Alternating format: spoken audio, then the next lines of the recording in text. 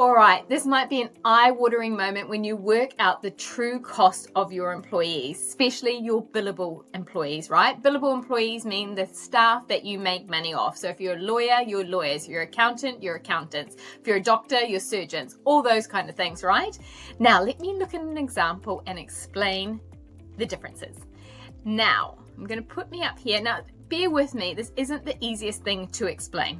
It takes a bit to get your head around. I can do group coaching on it as well, or one-to-one. Now, Sarah is paid $35 an hour. Can we see that there? $35 an hour. Katie is paid $35 an hour, right? Then I've got James on $35 an hour, and I've got Simon on $35 an hour, right? But can you see here, to break even, so zero gross profit margin, I've got zero gross profit margin in here. To break even on Sarah, it's $55.15. To break even on Katie, it's $57.26. To break even on James, it's $60.59. To break even on Simon, it's $64.16. Now, they're all got the same skills. They're all identical skills, but to break even, you have to charge them out differently. Why is that, you're asking? It is because of their work pattern, and not everything is prorated. If you think about annual leave is prorated and it is fair. But it's all the other things like the sick leave, the public holidays. If you have a day off, a paid day off for your Christmas party, it's the team meetings. All those other bits and pieces are not prorated for the hours that they work. So Sarah works 40 hours a week, 5 days a week, so 8 hours a day. Katie works 40 hours a week, 4 days a week, so 10 hours a day. And can you see that they are the same? So how do you kind of justify charging more than $2 an hour for Katie over Sarah when you charge your clients? Or do you take the hit? Someone's got to take the hit, and these costs are excluding staff expenses that directly relate to them. It's not including things like if you give them a Christmas gift. It's not including the subscriptions that relate to them. Because if you've got a whole lot of part-timers, say I'm an accounting firm, which I am, and I've got staff that just do a few minimal hours, I still have to pay the same amount of Pay Hero subscription, all the other bits of subscriptions that I've got. So that gets really expensive too for the number of hours that they're working. Let me bring an Excel spreadsheet over and explain it a bit more on here too. Okay, move me here. So what we've got here is Sarah and Katie. Don't know why their names are down there.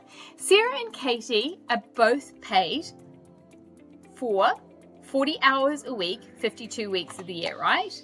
That is the number of hours they are paid for. Number of hours they're paid for, right? But what we've got here in our example is the billable hours are more for Sarah versus Katie, okay? And that's for a number of reasons. But if we look at public holiday and sick leave only, there are a few other factors in here. I'll show you those in a bit. There is no prorating, right? So Katie works 4 days a week. So 4 days a week times 52. She's paid for 208 days a year, sorry. And Sarah is paid for 5 days times 52. She's paid for 260 days per year.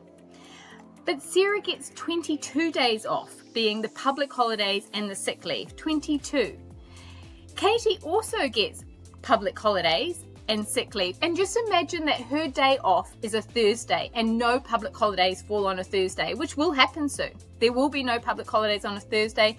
In a few years' time, a lot's going to be Monday-eye. So if they have a Wednesday or a Thursday as their day off, they'll probably get all 12. So we're working on worst case, right? So if you've got a part-timer, you probably want them to take a Monday off, okay? And then this calculation will be a bit better for you. But anyway, long story short, Sarah has 22 days off for public holidays and sick leave. So does Katie, but they work different days. So therefore, if you look at this, Sarah has an advantage of 8% from those public holidays and sick days. Katie has an advantage of 11%.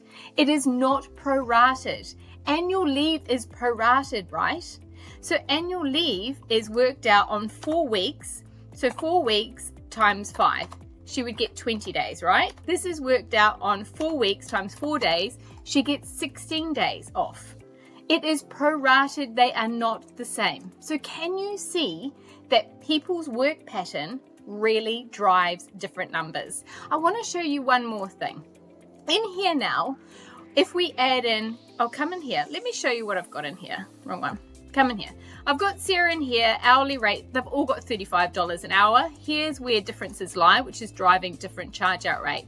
I've assumed worst case they all get 12 holidays, but I've assumed they get 1 day off paid for the Christmas party.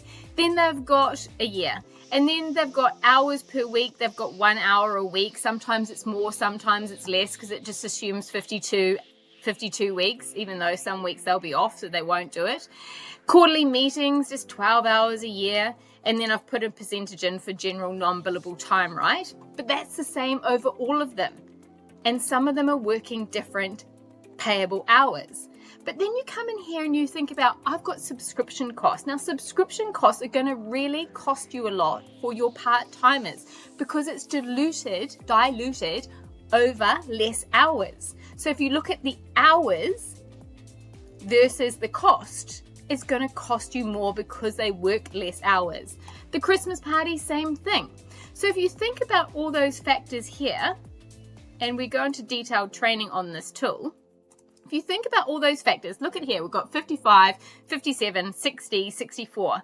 If I include staff expenses, we've got 56, 59, 65, 69. It has really jumped up, right? Because those things cost you, and the more part-time they are, let me explain it a bit here. So just say you've got $2,000 worth of staff expenses, being their subscriptions, their Christmas gift, so on and so forth. If you divided that by the billable hours, that costs you $1.40 per billable hour. But Katie cost you $1.45 per billable hour because the subscription isn't divided.